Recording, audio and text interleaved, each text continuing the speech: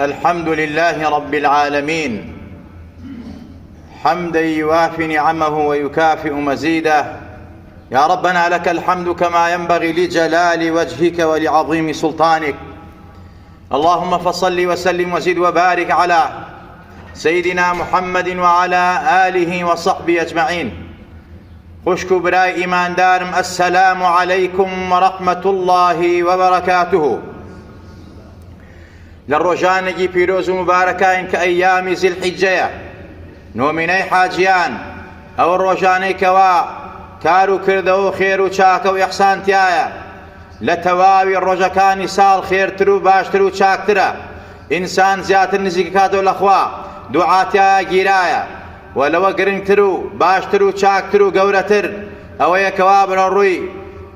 روشي عرفان روين برو روشي جشن قربان الروين كردوا كان تابع قورة تر أبيه شاك تر أبيه إنسان برو خواي قورة أباد نزيك يكاته ولا پروردگار زيادة التسكية وتصفيك. عزيزان خوشويستان، روشي عرفة يوم عرفة وما أدراك ما يوم عرفة. روشي عرفة وقوري عرفة براسي لوصف سنانايا أو أندي لقرآن وحديثا ما شيء في كراوة أو روشة قورة بيروزية كبراسي خواي تبارك وتعالى داوتي بن بيغمر الناس دارو أمتي بن بيغمر الناس دار صلى الله عليه وسلم. روشي عرفة والروشي إخوة تايبتي كردوا بپاداشتي قورة بخيراتي قورة لتواوي سال زياترو باشترو چاكتر أو روشي قورة كوان رحمتي خواي قورة بليشاوة قناها كان براسي خواي تبارك وتعالى لأبو ريتيايا ليان خوش أبي شاغا كان بيتكفارة دي قناها كانتان قناهتان نسنا مني أو الروشي كوان لهمو روشي زياترو باشترو چاكتر لهمو كادو سادة كان قورة ترى بو أويك خواي تبارك وتعالى عبد كان خويتي آزادك حتى للرمزان لشواني الرمزاني جيغا قدر قورة ترو بيروسترا وحتى للرمزان زياتر إنسان لو الروشدا خواي تبارك وتعالى الرحمات وبركات أرجينا بسريا مستحقي آقر من آزادي أنك لا آقري جانم هيج كادو سادك أندازي أو الروشا شيطان بتشوك نية وداما ونية وزليل نية بو لبر أوي خواي تبارك وتعالى لعبدك أنا بوريه لبرو خوا لعبدك أني خوش أوي لبرو خواي قول للروشي عرفا شان ناسي أكاب فريشتك بعبدك أني وبصر فريشتك أنا وبيانا فرمي أما عبد الراسالي منن لكنو بش بني دنيا وهاتون لهمو قوشيك يمسر أرزوا بو حجي مالي خوا ولهم سر أرزا كأرزي منا ملكي منا هيك يقلو عبدانا بشيوازك عبداتي ومنكن أبارنا ودعاكن ذكروا يادي منكن إيوه شاهد من فريشتكان لهرهم يان خوش بوم. أما رحمتي پروردگارا بو أمتي پیغمبري نازدار بو الشيطان لو الروشدا لهم الرجكان زليل ترو ضعيف ترو بسوك ترو رسواترا يمي أمتي پیغمبري خواش أبي زياترو باشترو چاكتر هول بين بو رزابندي پروردگارو خوال خراسي كردنو رسوا كردني شيطان ونابود كردني شيطان. روشي عرفة أو روشة بيروزية خواي تبارك وتعالى سندي بي أخوا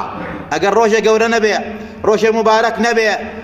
زاد حق تعالى سندي بينا أخوا والسماء ذات البروج واليوم الموعود وشاهد ومشهود ويكي أصحابنا زار كاني بيغمبري أخوا صلى الله عليه وسلم حضرت أبي هريرة ومان باسك أفرميت قال رسول الله صلى الله عليه وسلم اليوم الموعود يوم القيامة واليوم المشهود يوم عرفة والشاهد يوم الجمعة وما طلعت الشمس ولا غربت على يوم أفضل منه في ساعة لا يوافقها عبد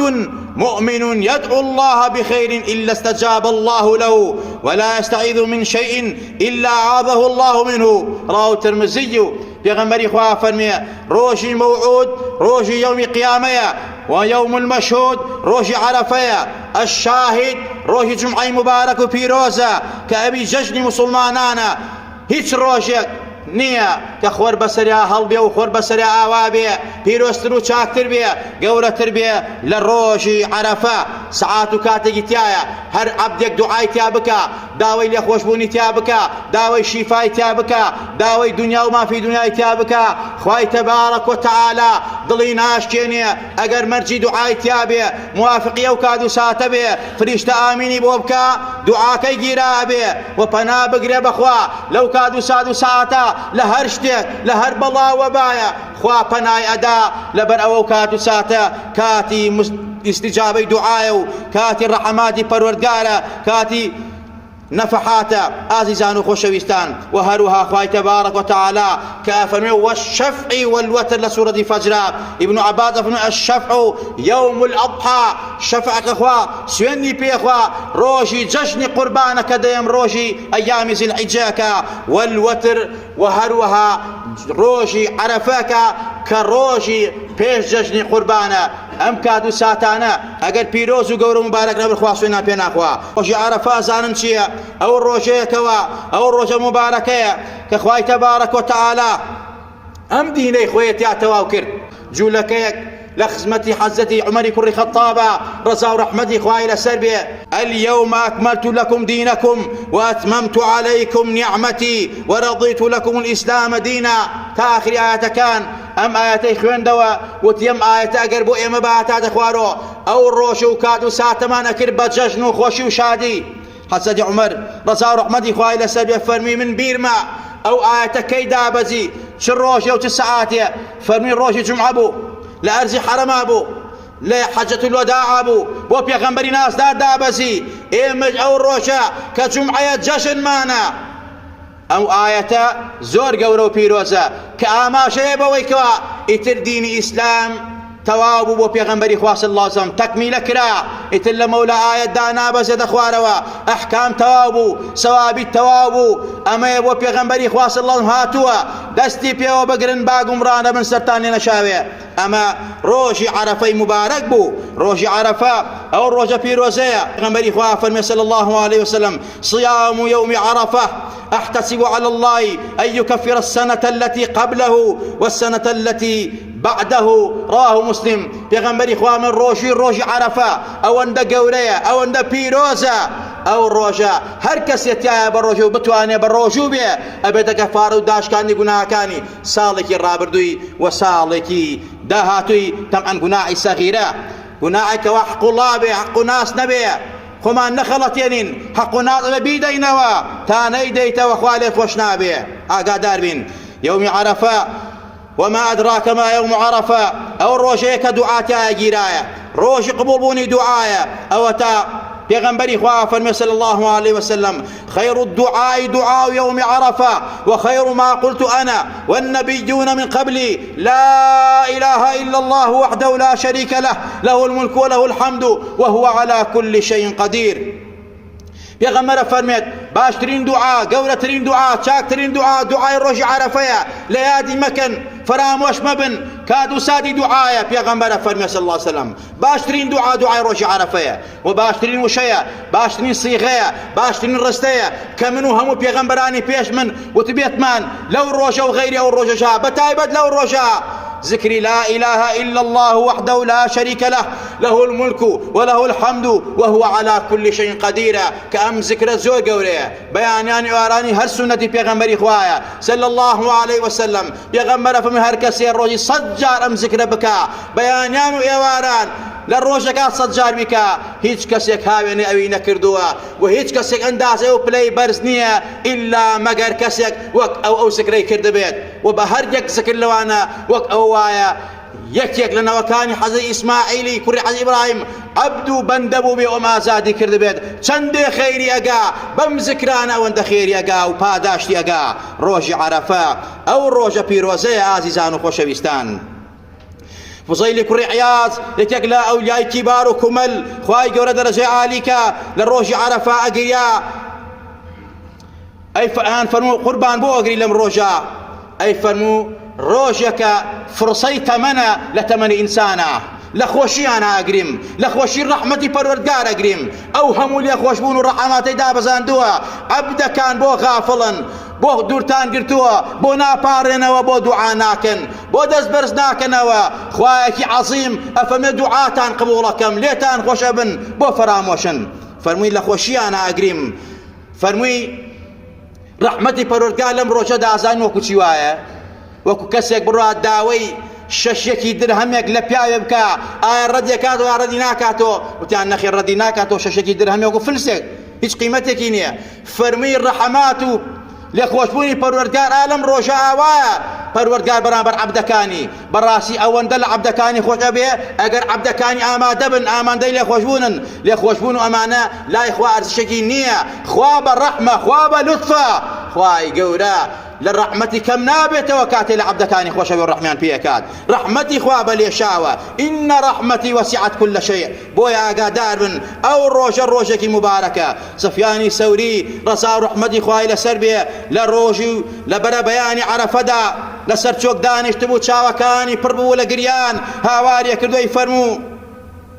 ئای لە خراپی حاڵی ئەو کەسەی کە لەم ڕۆژەدا گومانی بێ خوا لێی خۆش نابێ خوا پەنامان بە بەڕاستی ئەمە گەورەترین تاوانە چونکە هەر کەسێ گومانی بێ لەم ڕۆژە خوا لێی خۆش نابێ دڵنیا بە ئەو کەسە کەسێکی زۆر خراپ و قێزەونە نابێ گومانە هەبێ بەرامبەر ڕەحمەتی پەروەردگار ئەوەندە ڕەحمەتەکەی زۆرە حەق و ناس بەرەوە تەوبەی نەسوح بکە ڕووکەرە خوا بە ڕەحمە خوا لێت خۆش ئەبێ خوای تەبارەک وتەعالا ڕەحمەتی لێشاوە وتەئکید دەکەینەوە لە ڕۆژی عەرەفە ئینسان چۆن ئەم کارانە بکا و بیقۆزێتەوە و هەروە ئەخلاقی بەرز خۆ جوانکردن بە ئەخلاقی بەرز لەم ڕۆژە هیچی کەمتر نییە لە بەڕۆژوو بوون هیچی کەمتر نییە لەوەی کەوانجان خێر و سەدەقە و چاکە بکە چونکە دینی ئیسلام دینی ئەخلاقە دینی ڕەوشتە ئین هذا يوم من ملك فيه سمعه وبصره ولسانه غفر له یا غفر له ئەو کەما قال پێغەمبەری خوا فەرمێ صلی الله علیه وسلم هەر کەسێک لەم ڕۆژەدا مالکی نفسی خۆی بێ و نفسی خۆی کۆنتڕۆڵ کە چاوی دەستی زبانی گوناه و تاوانی پێ نەکا خەریکی زیکر و یادی پەروەردگار بێ دڵنیا بە خوا لێی خۆشە بێت خوای تەبارەکە لێی خۆشە بێت ئەمە ئاماژەیە بەوەی کەوا دینی ئەمە دینی ئەخلاقە هەرچی ئەکەی تۆ ئەبێ ئەوەی ئەخلاقت جوانکەی خۆت بڕازێنی و بە ئەخلاقی بەرز و ئەخلاقی جوان ئەگەر وانە بێ مانای وایە هەباء مەنثوورایە هیچ سوود و ئیسفادێکی لێ ناکەی هەر بەڕاستی سەرابە و هیچ سوودێکی لێ ناکەی ئازیزان و خۆشەویستان بۆیە پێغەمبەر ئەفەرمێت رب صائم ليس له من صيامه إلا الجوع ورب قائم ليس له من قيامه إلا السهرة زۆر ڕۆژوانی هەیە بەس برسێتی توونەتی بۆ مێنێتەوە زۆر کەسێکەیە شەو نوێژەکە تاعەتەکە عیبادەتەکە بە حساب ئەهلی زیکرە بەڵام ئەم کەسە بەس خەو لە خۆی ئەزڕێنێ و هەر خۆی ماندووەکە بۆ ئەخلاقی جوان نییە دەمی پاک نییە زبانی پاک نییە بیرکەرەوە فەلسەفەی عیبادەت بۆ ئەوەیە تۆ بگەنە بە تەقوا پارێزگاری لێ بکە قەڵغان بێ بۆت لە دنیا و لە قیامەتا بتپارێزێ لە دنیا ئەخلاقت بەرزکە لە قیامەتیشا بەڕاستی کاتێک کە تۆ ئەخلاق بەرز بی ئەهلی تەقوا بی ئین للمتقین مەفازا حدائق وأعنابا وكواعب أترابا وكأسا دهاقا لا يسمعون فيها لغوا ولا كذابا جزاء من ربك عطاء حسابا ئەمە پاداشتی متقیان و لە خواترسان ئازیزان و خۆشەویستان حاڵی ساڵحان و خواناسان و عارفانی ئومەتە بەم شێوازە بووە هەمیشە و دائم بە دوای کاتە زێرنەکان ئەگەڕاون بۆ دوعاکردن بۆ مناجات و بۆ عیبادەت ئازیزان و خۆشەویستان دووەم بڕگەی وتارەکەم لەسەر ڕۆی قوربانیکردنە ئەو کەسانەی کە توانای قوربانیان هەیە طبعاً قوربانیکردن سنەتی پێغەمبەری ئێمەیە سنەتی حەزرەت ئیبراهیم باوکی پێغەمبەرانە اینجا پێغەمبەری ئێمە تەرویجی پێدا و برەوی پێدا و بۆ دەسونەت بۆ ئەو بۆ ئومەتەکەیشی سەڵات و سەلامی خوای گەورەیان لەسەر بێ ئازیزان و خۆشەویستان سنەتی موەکەدە وەکو جمهوری زانایان ئەفەرمون بەڵام بەلا ئیمام ئەبوو حەنیفەوە لەسەر دەوڵەمەند واجبە بەڵام جمهوری زانایان فەرمون سنەتی موەکەدەیە بەهەرحاڵ جمهوری زانایان و زۆینەی زانایان ڕەئیان زۆرترە بەڵام ئیتر بۆ کەسێک توانای هەبێ قوەی هەبێ ئەم سنەتە موەکەدەی پێغەمبەری خوا زیندوو کاتەوە ئەمە نەسی قورئان ئاماژەی پێکا وهروها سنتك قولي وفعلي وتقريري في غمرنا نازدارا سنة فرمودو كردو الرزا أوي كرابي لخزمة أوا سنة أويك في غمر خوي كردبيتي قولي في كردبي وهروها رازيبو بلا سري هرسيك إلى في غمر أبو صلى الله عليه وسلم والقرآن آما جي فيك وقال الرحمن في محكم التبيان وناديناه يا إبراهيم قد صدقت الرؤيا إنا كذلك نجزي المحسنين إن هذا لهو البلاء المبين وفديناه بذبح عظيم أما جاء بقرباني كردن لو روجوا كحسد إبراهيم أما دو حسد إسماعيل بكات قرباني سري ببرية قرباني بود سنتك بو همو أو كساني كوا شون كوتي پیغمبرانو هو سماكم مسلمين كناوينا ون بمسلمان إيمان دار شون كوتي همو پیغمبران صلاة والسلام عند سربية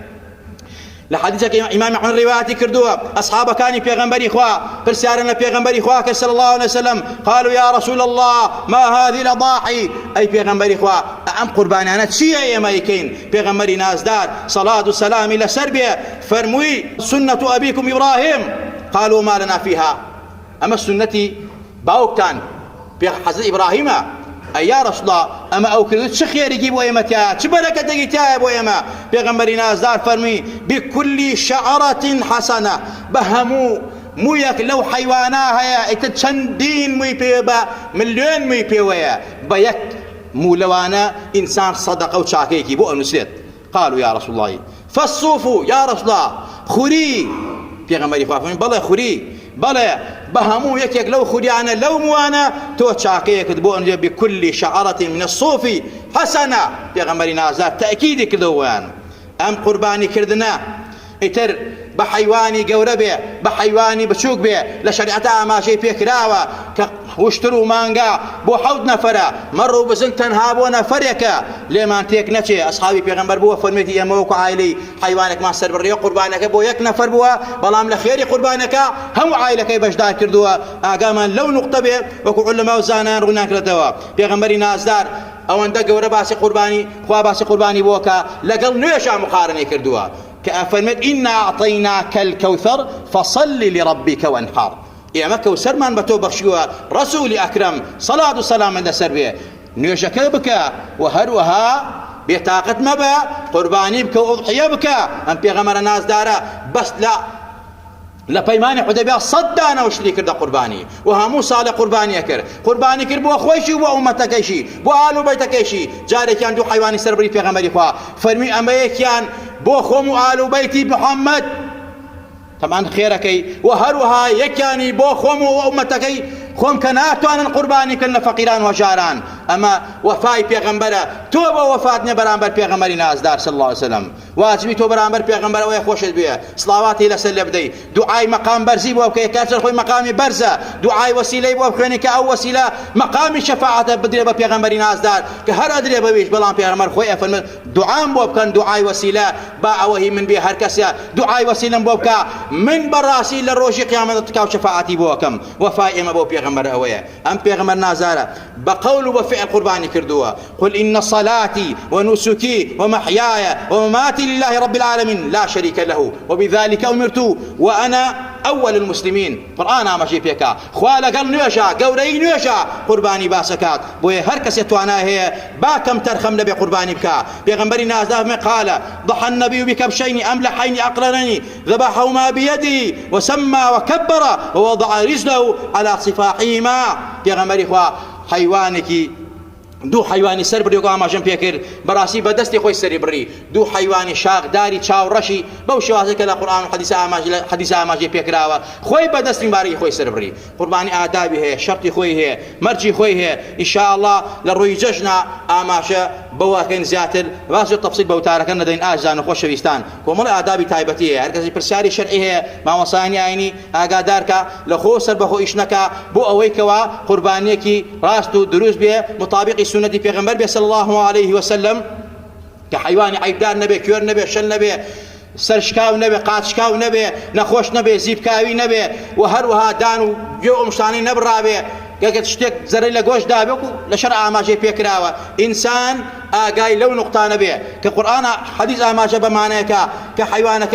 بيعيب وما فلسفه قرباني اويا كانسان دائما پەیامی خۆشی ئاشتی بڵاو کاتەوە ئەم قوربانێت و ئەم گۆشتە دابەشیەکەی سەری ئەبڕی دابەشەکەی دڵی فەقیر و ژاری پێخۆشەکەی گەورەترین کردەوەیە بۆ تۆ گەورەترین کارە بۆ تۆ وەک پێغەمبەری خوا ئەمەن گەورەترین کارە لە ڕۆژی جەژنی قوربانە مسلمانان ئیمانداران بیکەن حیوانەکە سەری بڕێ پێش ئەوەی خوێنەکەی بکوێتە سەر خوای لە شوێن لای خوا شوێنی خۆی ئەگرێت و خوا لێت خۆشە بێ بۆیە ئینسان سونەتە لە ڕۆژی قوربانیکەی خۆیان قوربانیەکە ئامادە بێ دوعا بکە نزا بکە چونکە موقعی دوعای خوا لێ خۆشە بێ وەک پێغەمبەری خوا ئەمری کردووە بە کچەکانی بە حەزی فاتیمە بەتایبەت فەرمووی ئەی فاتیمە بچۆ بەدەم قوربانیەکەتەوە ئامادە بە لە کالی سەر بنەکات چونکە بەو خوێنەی دەرەچێتیایە پێش ئەوی گەر شوێنی خۆی لای خوا شوێنی خۆی ئەگرێ و خوا لێت خۆشە بێ ئازان خۆشەویستان فەلسەفەی قوربانی ئەوەیە کە ئینسان بەم قوربانێت تەقوای خوای بکە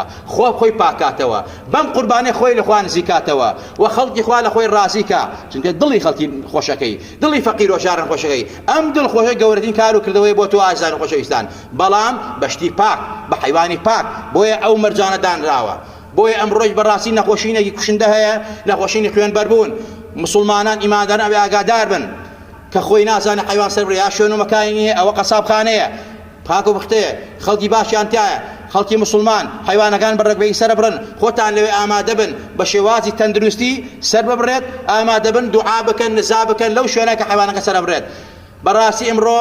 لە هەندێک شوێنە قوربانی ئەکرێت کابرا لە جادی خێر شەڕی ئەگا نەکبەتی و بەدبەختیە بۆی تا یەوم القیامە شەڕێکی جاریەوەی پێستەکەی کەوڵەکەی بەڕاستی کۆمەڵشتی فراداتە کۆڵان یان ڕێگەوبانی خەڵکی ئەمە ئەزان خەڵ نەفرەت و لەعنەتان لێکات ئەمە قوربانیت کردووە ئەمە خێرت کردووە ئەمە تۆ دەد و سەرەتانە بڵاوکردەوە نەخۆشینە بڵاوکردەوە نەیکەی باشە نەڕێ بە دەوریا باشە چونکە تۆ لە جادی خێر شەڕت کردووە ئەو حیوانە کە تۆ سەر لە پێچ و کەوڵەکەی کە فڕێ ئەدەی ئەنواع دەعبا پێوەلکیە مێش و مەگەز پێوەلکیە بە تۆوە ئەلکیە بە مناڵەوە ئەلکیە تووشی نەخۆشین دەکا نەخۆشین بڵاوەکەیتەوە کەواتە تۆ ئامرازێکی خێری نەبووی ئامرازێکی شەڕ بووی بۆیە قورئانی ئاماژە بەوەکە ئەفەرمێت خوای گەورە بەس گۆشت و خوێنی لە تۆ ناوێ حیوانەکە سەر بڕی و ئیتر بیدێ بە خەڵکی و خەڵ گۆشت و بکاو گۆشت ببرژێنێ و دوو کەڵکا بە ئاسمانە ئەمە هەر ئەوە نییە قوربانی هەرەوە نییە قوربانی فەلسەفەی قوربانی ئەوەیە ئەو دڵتە تەقوای تێبێ ئەو دڵتە قوربانی تێ بدەی دڵی پیس بێ پاکی کەیتەوە حقدی تیانێڵی بغزی تیانێڵی ئاوا چۆن بە ماڵ قوربانیەکەی بە نەفسشی قوربانی بکەی ئینجا فەلسەفەی قوربانی ئەوەیە ئاما تۆ فێرەکە کە دائیمە پاک بی شتی پاک بڵاوکەیتەوە شتی پیس نەدەی بە خەڵکی فەلسەفەی قوربانی ئەوەیە خوا ئەفەرمێت ئینسان ئەبێ بەم قوربانیەی لن ينال الله لحومها ولا دماؤها ولكن ننال التقوى منكم كذلك سخرها لكم لتكبروا الله على ما هداكم